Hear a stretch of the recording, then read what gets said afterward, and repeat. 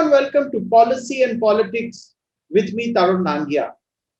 The government of India has taken huge efforts to promote electric vehicles, and you can see it from the actions of the ministry. Be it the various state governments also are not left behind. I would like to point out the state government of Gujarat is giving a 1,50,000 rupees subsidy on electric vehicles. Now, how will that translate into faster adoption of electric vehicles? Also, the FAME scheme has got a 2-year extension under this government, which is for the promotion and faster adoption of electric vehicles, that you have subsidy on EVs, and this has been extended till the April of 2024. So there are good times ahead for people who want to buy EV, and also good discounts and subsidies. I have a very special panel to discuss my show today. I have with me Mr. Saurabh Kumar. Last time when I met him, Mr. Kumar was the managing director of ESL. Today I found out he is now the executive vice chairperson of ESL. So congratulations and welcome on the show. May I introduce my panel? Mr. Saurabh Kumar has played one of the largest and instrumental roles in adoption of EVs in the country. He shot to fame also because of huge orders of vehicles, of electric vehicles he gave to Tata and Mahindra. And you see all these government people and government executives driving EVs, it is because of him. Secondly, also all the charging infrastructure in Delhi, his company is playing a big role, which he's going to share with us today. Welcome, Mr. Saurabh Kumar. I have with me Mr. Ryan Karanjawala. He heads one of India's largest litigation law firms, but also a law firm which advises a lot of auto companies on the policy space also. Thank you, Mr. Karanjawala, for joining us today. I have with me a man who really needs no introduction. He's got millions of followers on social media who read his magazine, who follow him on YouTube and Twitter, so many places at auto events. I have with me Hormuz Sorabji, who got the automobile, in a sense, revolution kicking in India through the magazine that he started in India, the Indian edition of Autocar. Mr. Hormuz Sorabji, thank you so much for joining us today. And let us begin with a large general overview. Mr. Karanjawala, can you in about 1.5 minutes give me a large overview of where are we headed as a nation in the EV space? So all over the world, in different parts, in different speeds, there is a slow or a fast move towards electric mobility. For example, Norway has said that after 2025, they're going to ban the sale of all petrol cars. Japan, America give subsidies to all people who want who choose to buy and choose to drive an electric car. In India, the same thing has started happening. For example, Delhi has set a switch goal for electric cars, and they have said basically that by the 23rd of March, 50% of the delivery vehicles. So, from my understanding, delivery vehicles would be the public transport, would be the taxis, would be the people who are couriers, the Zomatos, the Dominos, and so on. All these people, including all the auto rickshaw people, all these people would have to switch 50% of them to electric in the year by March 23, and by March 25, 100%. Now, there are a lot of inbuilt difficulties because there is insufficient charging at the moment. There is an issue of range, which I'm sure Hormuz will explain. Mr. Saurabh will, of course, tell us in detail about the infrastructure that he and his companies are going to put all over the place. There is worry about how expensive the car will still be, despite the incentives that are given. There is also this worry that you will have a limited range of choice in the beginning. But nevertheless, I feel that this is a very important initiative initiated by different state governments and also the state government of Delhi to move towards electric mobility, because that certainly has an advantageous impact on the environment. Okay, point well taken. I will go to Mr. Saurabh Kumar. You have seen it from the starting. You've been instrumental in pushing the EV revolution in India. What does that tell you? What's happening now, and where are we headed in the next 4-5 years from now? Thank you, Tarun. And let me first thank Sir Ryan. I think he completely gave a very good overview of what is happening around the space. Let me make 2-3 very quick points and where it is headed to. I think now definitely in a very right direction for 2-3 reasons. Number one, you mentioned in your opening remarks, Tarun, that the FAME 2 scheme has been extended. It has not just been extended, it has also been remodeled. Remodeled in the sense that government now feels that instead of spreading resources thin across places, they have decided to identify 4 million plus cities and push 9,000 electric bus on a OPEX model. Number two, they have also decided to aggregate 3 lakh three-wheelers. And both these tasks have been given to EESL to execute, and we have already started that. The third thing is they have increased the incentives for two-wheelers from 10,000 rupees per kilowatt hour to 15,000 rupees per kilowatt hour, with an overall cap of 40% of the cost of vehicles.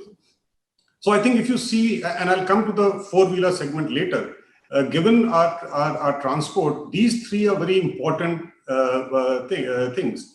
And today, if you see, apart from these incentives, there is another, particularly for three-wheelers, something which is not talked about much, is that most states and cities have given exemption to three-wheeler autos if they are electric on permits. Now, permits are something which you can't run an auto in any city without permits. So that's again a big non-fiscal incentive that we are seeing. So I think with this renewed focus on 9 lighthouse cities, with the aggregation model, which has worked so far in many different sectors to reduce costs, and sharper focus on 2 and 3 wheelers is something which is very heartening. And also, as Mr. Rian also mentioned, the state governments are topping up subsidy. We had last week Gujarat coming out with a very simple, easy to implement policy. I would say that the Delhi government policy is really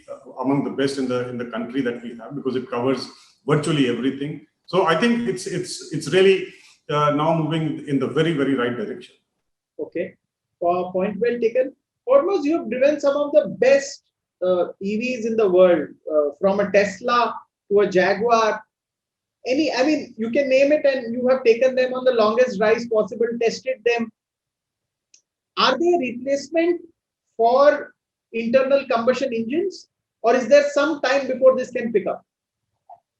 Yeah, thanks, Tarun. Thanks for having me on the show. And firstly, before I answer your question, I'd just like to say I'm really pleased to be with this panel. Saurabh Kumar is someone who I personally admire a lot, not for anything, because he's a person who walks the talk. He's been using an EV for the last 4 years, so he just doesn't talk about it in presentations like a lot of people do, but then they all get into their ICE-powered cars and drive off.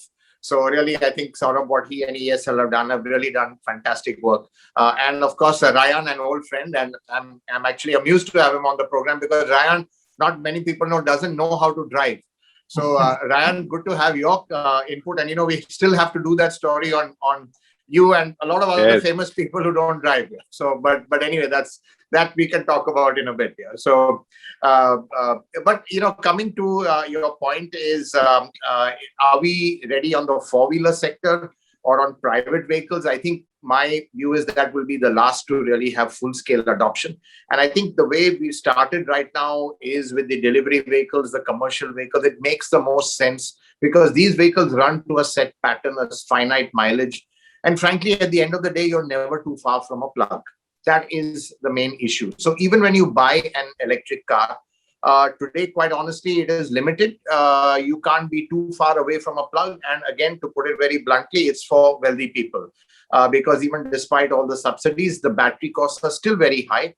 Though the gap is coming down to an IC vehicle, for a nice, good specified EV, there's still quite a gap. So I think in the whole process, the final democratization of cars will come eventually, but I think they will be last, and they will come when you have really affordable vehicles. And not many people know, but I think when Maruti starts producing their EV along with Toyota, and I think they've got a plan of about 40,000 cars by around 2023 to 24, I think then you'll certainly see a surge. Don't forget, today the overall market for passenger vehicles have very few models. You've got 3 somewhat affordable models. I mean, the most affordable is an Nexon EV, which today is the best-selling EV that there is, but still doing just about 400-500 units a month. I'm sure, that will go up.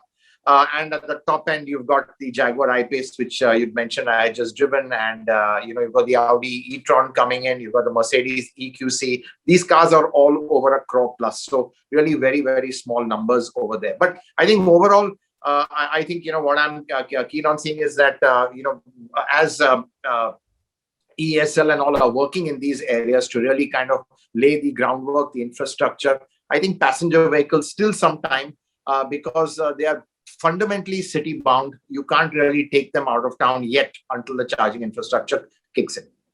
Okay, point well taken. In a lighter vein, Mr. Karanjala, your client Hardeep Puri's ministry has the task for urban renewal.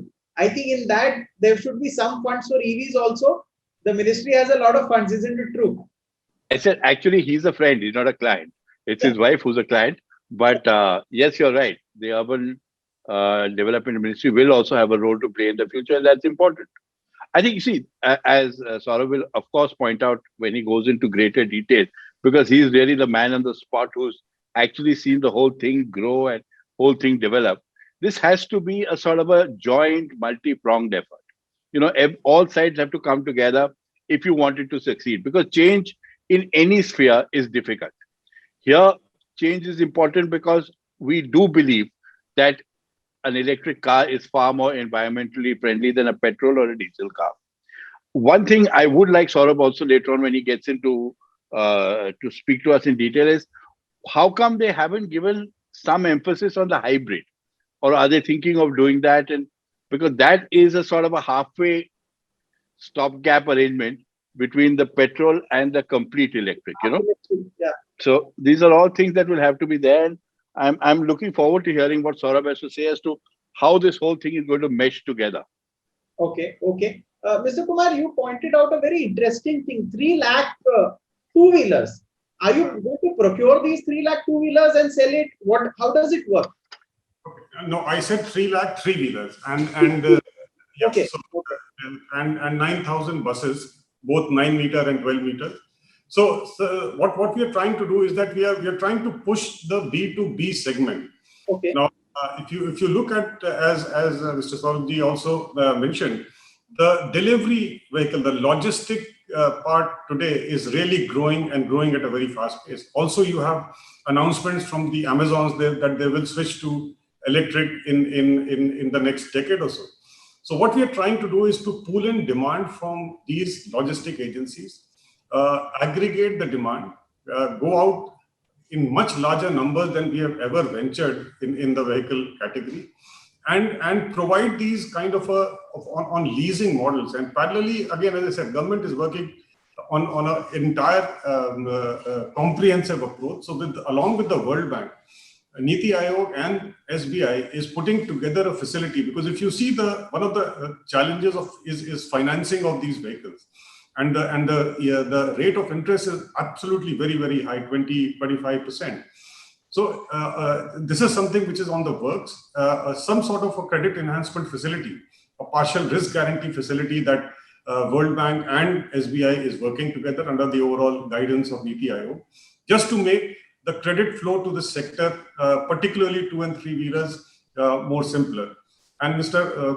Rian's point on how things are coming together, if you look at the Ministry of Heavy Industry, which is the nodal entity for FAME, it is already coming out with bids, open bids for highways. They have selected about 16 highways where they have put out bids, and which I think is the right way to do if you really want everyone to participate.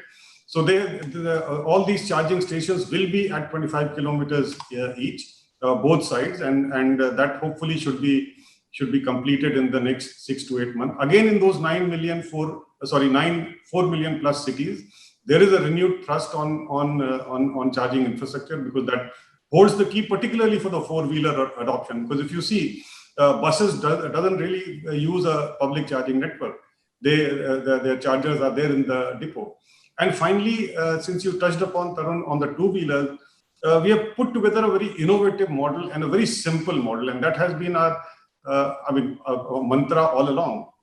So what we have done, we have signed up with 2 state governments, Andhra Pradesh and Kerala, and the formal launch will happen in July, is that we are impaneling two-wheeler manufacturers. The government is going to circulate these things to their government employees. So because of our aggregation, the cost will be below the ex-showroom price in whichever city that person belongs to. Plus added this subsidy, plus if there is a top-up, as in the case of Gujarat. So the whole idea is the cost of two-wheelers should come below the IC counterpart. Then we are also running a EMI scheme. So a government servant, state government servant, a corporation person who wants to buy can actually take on EMI, and the government will deduct it from his salary and give it to us. So this is a painless, seamless way of promoting electric mobility.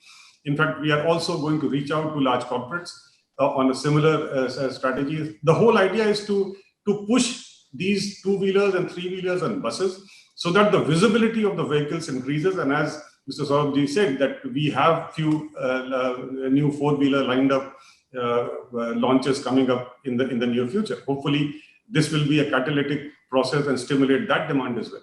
Now I'll go to Mr. Saurabh.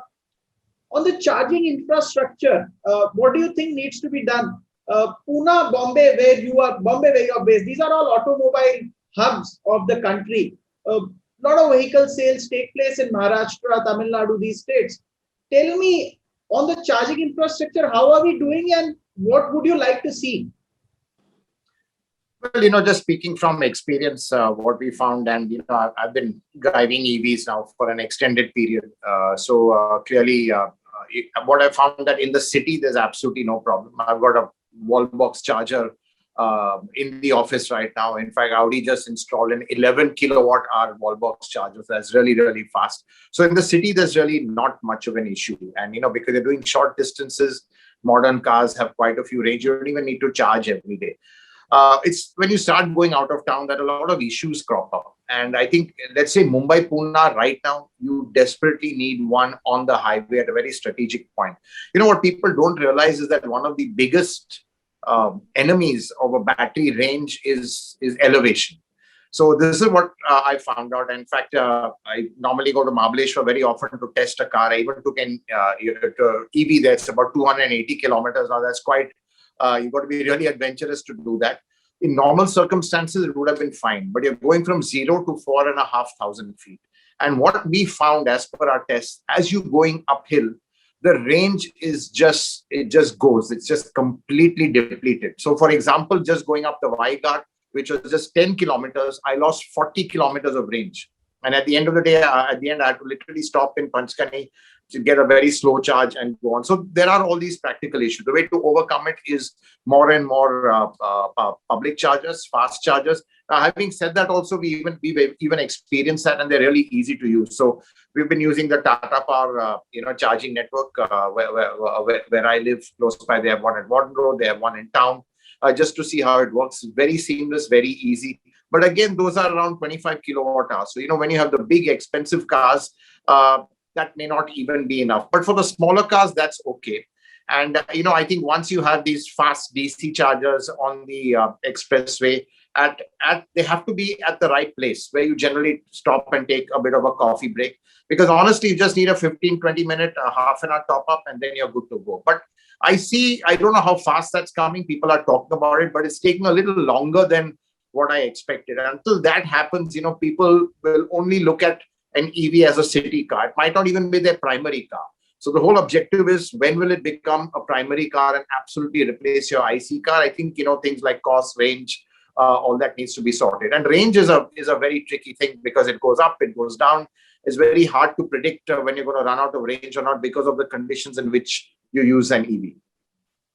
Point well taken. I remember about more than a decade ago, Many Auto started with a small product, Riva, two-seater Riva. Yeah, we drove that. Didn't have a range of more than 40 or 60 kilometers with the AC on at most. So it was a lead-acid battery at that time. Yeah, so it was the third or the fourth car in the family generally. We are now on to the second car, which is, you have a primary internal combustion engine, and the second is the electric car. Mr. Karanjawala, you drive a top of the line Audi 8. They don't make bigger than that in Audi. So could you tell me what it would take to convince you to change to an electric car? Would you want more charges around Delhi, where you're driven around mostly? So let's see. Let's see. First of all, there is a sort of, I mean, going towards an electric car will sooner or later become fashionable. So that's one incentive at a psychological level that is always there in people. The second thing is, obviously, speaking for myself, I'm not much for driving out of town, unlike Ormas. So therefore, I just have to go from one spot to another. Normally, from my house to my office, from my office to wherever I'm going for lunch, and so on and so forth. So my life can actually, even in an electric car, be very well sorted out, because it can be a charger in office, there'll be a charger at home, there'll be charger in the kind of places we go around in if we visit anybody's place. So within the city, there should be a lot of charging. And I mean, it's not about me, it's about everybody. That once you have at least, I think, about 5 to 7,000 chargers within a city like Delhi, you will then suddenly see first, the infrastructure will have to be built before, in my view, Mr. Saurabh and Ormaz may know better, before you can entice people to switch. Because, people today, if we were to buy an electric car, the kind of car that we might go for would be in the range of 1 crore odd, which is a lot of money. Now, you don't want to risk buying a car for 1 crore and suddenly, even if you take it on lease or whatever, and suddenly find that, oh, this was the wrong number. So you want to be certain. And what will have to happen is, there will have to be a lot of peer understanding. I'll have to have 4 friends who come forward and say, oh, I've got an electric car. And I say, how do you find it? And he says, it's fantastic. This will have to happen. It's a slow process, but it will necessarily have to happen. So before one switches, you see, because for me, frankly, worrying about the cost of petrol versus the cost of electricity is not going to be such a big thing. The important thing will it be a smooth ride? Will it be a good ride? Will it be an easy ride? Will there be any hassles? These are the things that we will have to look at. Point well taken. Mr. Saurabh Kumar, you did an interesting thing. Your company a couple of years ago installed chargers in Shastri Bhavan and some other places. Are you going to take the mantle to have chargers all over NCR, or is some other company going to do that? Okay, so let me come to the issue of chargers, and I think what Mr. Saurabh said very rightly, that they have to be at the right place, and I think that's really critical. Where do you find that space? So if you look at the charging guidelines that the Ministry of Power issued about a couple of years ago, they said every city should have one charging station in a 3 by 3 kilometer grid. So if I look at the Delhi NCR region, the total number of chargers that you need is not more than 600. That's all? Yeah, absolutely. If you want to cover into a 3 by 3 kilometer grid, I mean, that's the number of petrol pumps that you also have here. And I'm talking about public charging stations. This excludes home charging, this excludes office charging or any other thing. Now, where do you find the right place? That's really critical. And Mr. Saurabh rightly said, you may need 15 minutes of top-up. Now, you can't stand on the road and charge your car. That's not possible. And therefore, the right places that we have found, we have more than 150 chargers which are already operational in Delhi. Where we find most effective is if there is a place on the wayside. I mean, if you go to Rafi Marg, and just outside the Constitution Club, we have a charging plaza. About 14 cars can charge simultaneously at that point. The second place is parking lots in markets. You're in Khan Market and others, because there you will go and possibly do your shopping, and 10 minutes you can do that. So that right place is the most critical element, as I said. And third, as we go and get the new cars which are coming, and all these are CCS compliant, which requires a 50 kilowatt charging station, and the charging guidelines themselves that the government has issued, the minimum wattage of chargers at a place is nearly 80 to 100. Now the problem here is, and I'm stating these barriers and challenges because they're important, and we are working on that along with Power Ministry and many state government, is the issue of land. Now, if the municipal corporation prices land at commercial rates, obviously no one is going to put up charges, because all of us know, whether it is private or public, that this is not going to give you any payback in the next 3 or 4 years. So So that's one challenge that exists. Number two is the electricity supply code of various discoms and states. Now, I'll give you an example. Now, in Delhi, if your load is up to 150 kilowatt, you are a LT consumer, low tension consumer, and if it is beyond that, you are a HT consumer. Now, the HT consumer also, while putting up the charging station, will also have to put up the transformer and other associated equipment. Now, that adds to my cost. I mean, that transformer is 25 lakh. FAME 2 does not subsidize this. Now, if you go to UP and those in the NCR region, you may have seen our charging stations, but they are only 15 kilowatt, which a Tata Nexon, you can't charge a Tata Nexon on 15 kilowatt charging station. Now, there the limit is 50 kilowatt. So we have been working with the UP government to align, and this is across somebody has 75, someone has 100. So these are practical difficulties on the ground, which obviously it's no one's fault. No one really thought about such a thing. But now there is a concerted effort, as I said, led by Niti Aayog and Heavy Industry Ministry and Power Ministry. The second thing which I would say, which I think the government is about to start, is awareness campaign. So there's a massive Go Electric campaign which is on the anvil, should be announced very, very soon, and it's a 9 month long, 9 month to 1 year long campaign to just tell people what is the benefit of a electric vehicle. I mean, some of us know with the petrol prices going beyond 100. The value differentiator is only becoming much more stark. So I think there's work which is happening on every count. I think one can say that it has been delayed, but I would not put it on that. Largely because last 1.5 years, because of the pandemic, a lot of activities that would have otherwise been done is now being postponed for some other time. But hopefully now we are well on course to have a very robust infrastructure in place. I sense from what you say that we need tens of thousands of crores pan-India to be put into standardized charging infrastructure. Before I go to Hormuz, can you tell me that if I get something like a Jaguar F-Pace in India, how much time will it take for me to walk out of Shastri Bhavan if I am to charge my car there? So it all goes by your battery size. So your Nexon is about 30 kilowatt hour, and a 50 kilowatt CCS charger can do 0 to 80 in about 55 to 60 minutes. You take a Kona, which is the battery size is about 43 to 45 kilowatt hour. It takes about 90 minutes.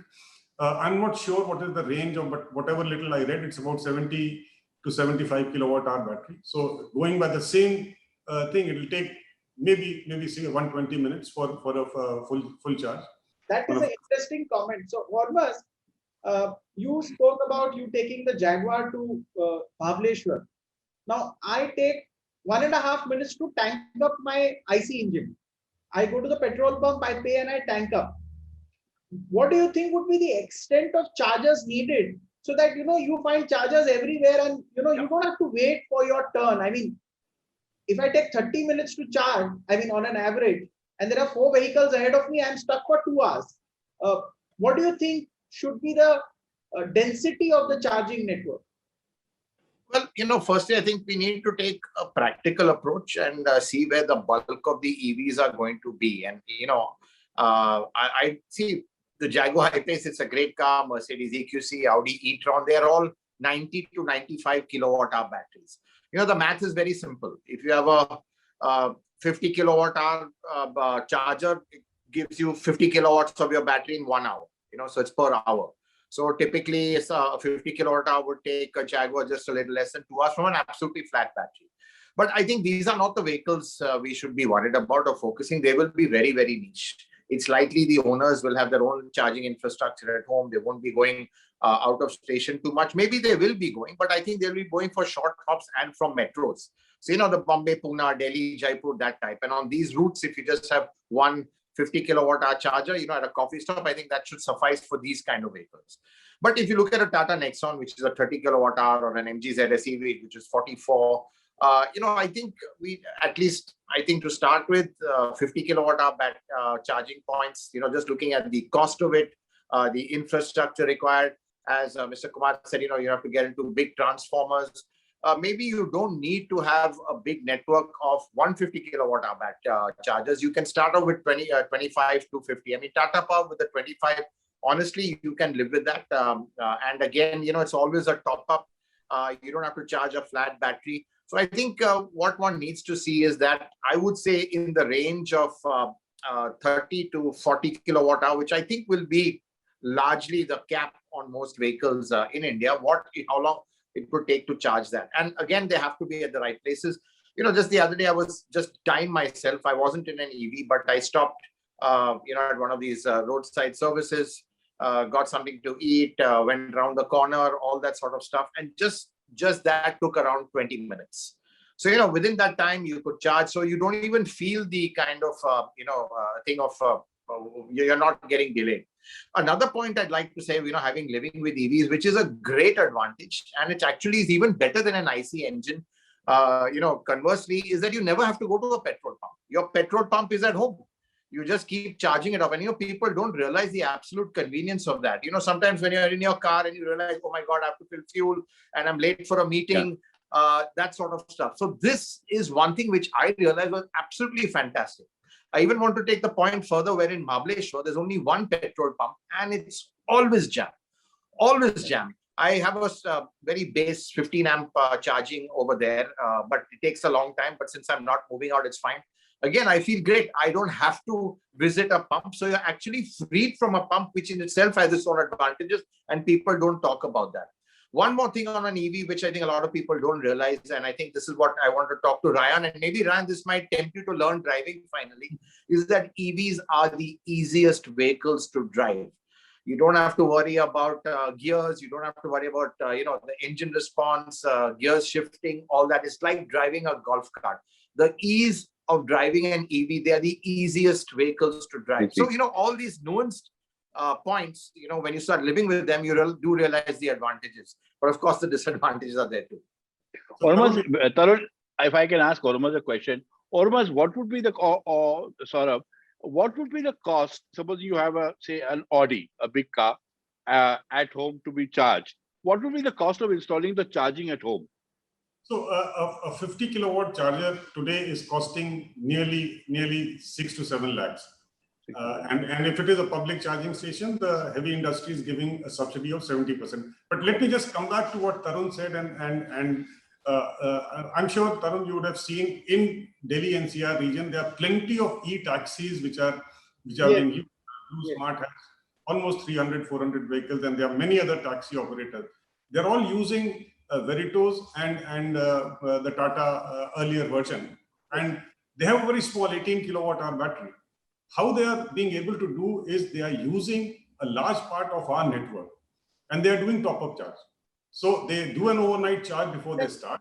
I went to a shopping complex in Noida, and I was surprised to see 2 ESL chargers there in the parking lot. So you have installed in parking lots also. We are out of time, so I would like to thank Mr. Saurabh Kumar, Ormaz Sorabji, Mr. Ryan Karanjewala for sharing your time and joining us for today's show. This is the first show, but not the last in this series, because there is a lot of action coming up in the EV space. A lot of companies, for example, Mercedes has announced 7 cars in the EV space. Ormaz just shared with us a lot of cars from the Toyota Maruti stable now coming up. That is going to take it to a lot of people. And of course, the big plans that Mr. Saurabh Kumar shared on the buses and the 3-wheelers that he plans to, in a sense, with Niti Aayog's plan to introduce on various highways, that's going to be very interesting. But viewers, I hope you enjoyed the show. Thank you so much. Thank you.